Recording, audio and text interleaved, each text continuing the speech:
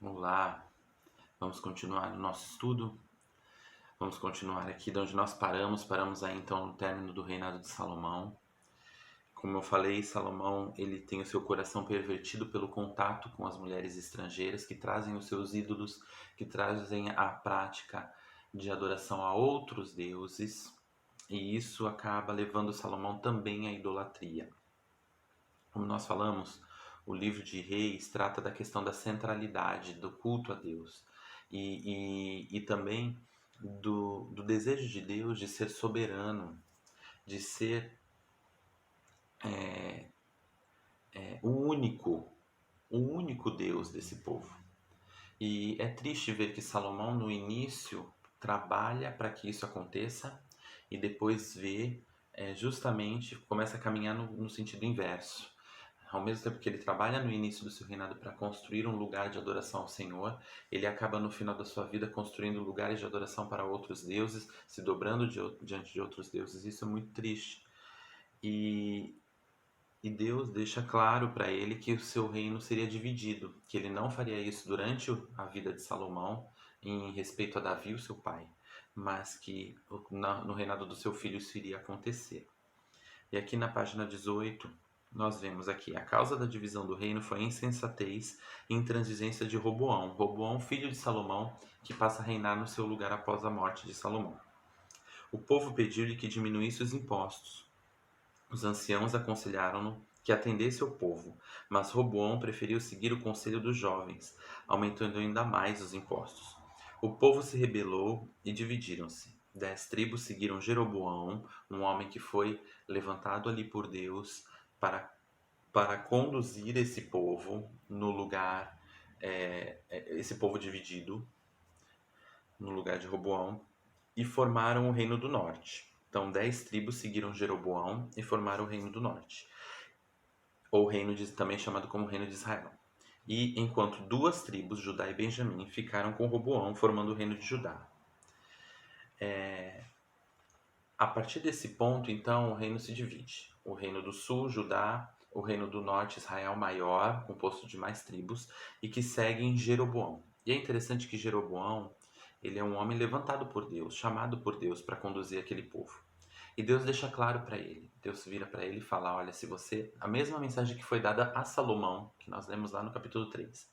Deus fala para Jeroboão: se você andar nos meus caminhos, eu vou fazer de você um grande rei.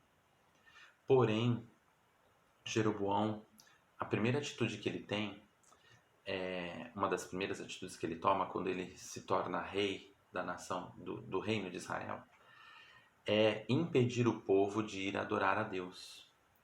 Não de ir adorar a Deus porque ele não queria que o povo adorasse o Senhor. Ele não queria que o povo fosse até Jerusalém, até o templo, porque o templo agora ficava no outro reino, no reino de Judá. O conflito pessoal atrapalhando o andamento das coisas espirituais. Isso não acontece hoje em dia, imagina. Que é isso.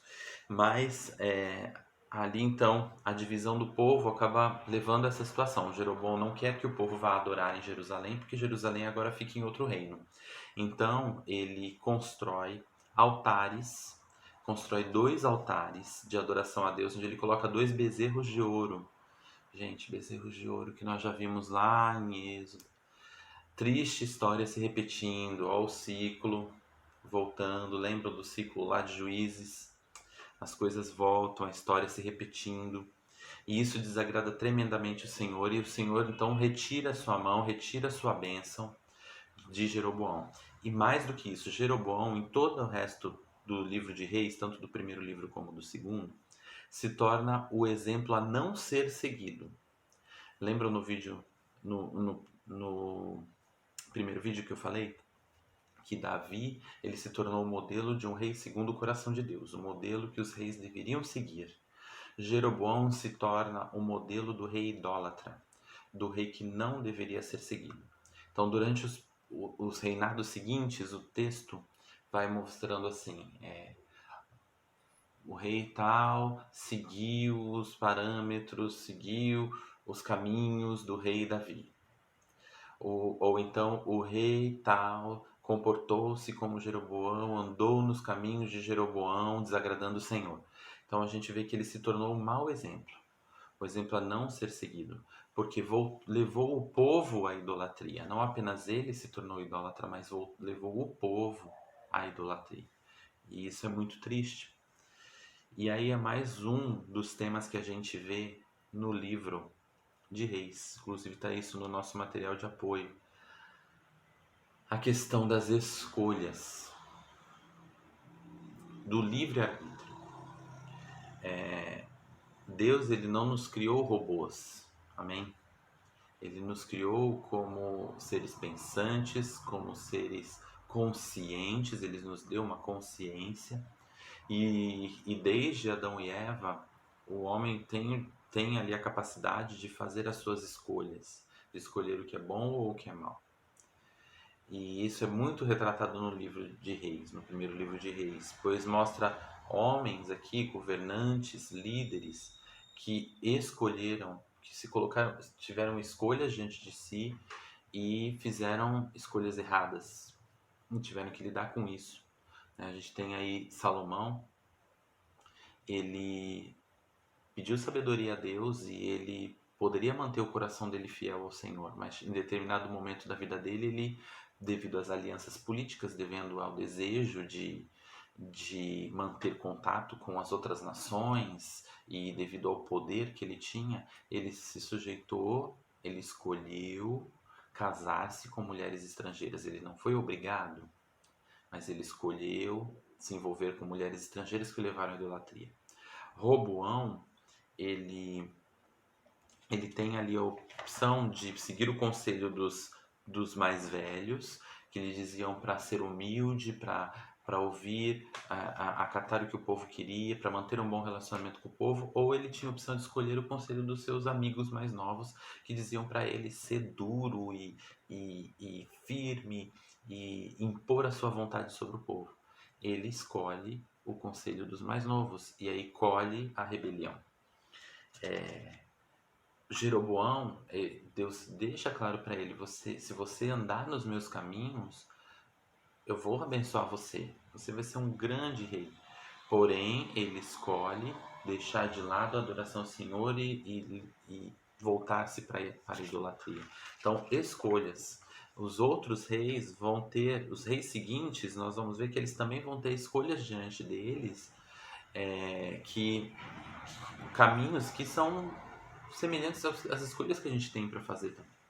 Todos os dias. Todos os dias nós temos ali tentações, provações e somos colocados diante de desafios em que a gente pode escolher fazer a vontade de Deus ou fazer a vontade da nossa carne, ou que o mundo prega, ou que Satanás nos induz. Mas aí vai da posição do nosso coração, de mantermos os olhos no Senhor, de mantermos a santidade, a consagração a Deus, que é um outro tema sempre presente aqui, a gente vai falar mais sobre ele no último vídeo, e buscarmos fazer a vontade do Senhor, né? Fazer aquilo que o Senhor diz na sua palavra. É muito triste ver que aqui o livro de Reis, tanto o primeiro como o segundo, assim como o livro de Samuel, não esconde os erros dos governantes, dos grandes homens de Deus, dos grandes homens aqui levantados por Deus, porque mesmo esses homens levantados por Deus pecaram e erraram e foram falhos. E a gente aprende com as falhas deles também. Amém? Página 19 a gente vê um resumo dos reis que são mencionados aqui no primeiro livro dos reis. A gente vê ali os reis de Israel, nenhum deles, uma vez que Jeroboão se voltou para a idolatria, nenhum dos reis seguintes foi um bom rei, foi um rei que andou nos padrões de Davi, nos padrões de Deus. Todos eles se envolveram com assassinatos, se envolveram com vícios, se envolveram com idolatria. Nós temos Jeroboão, como falamos, né, da questão dos 2 bezerros de ouro, levantou sacerdotes que não eram da casa de Levi, não eram da tribo de Levi, Nadab, filho de Jeroboão, que foi assassinado, Baasa, que também seguiu o padrão de Jeroboão, Elá, que era dominado pela bebida e num momento de embriaguez foi assassinado, Zinri, que era um servo de Elá e matou o seu senhor, e destruiu todos os descendentes ali de Baasa,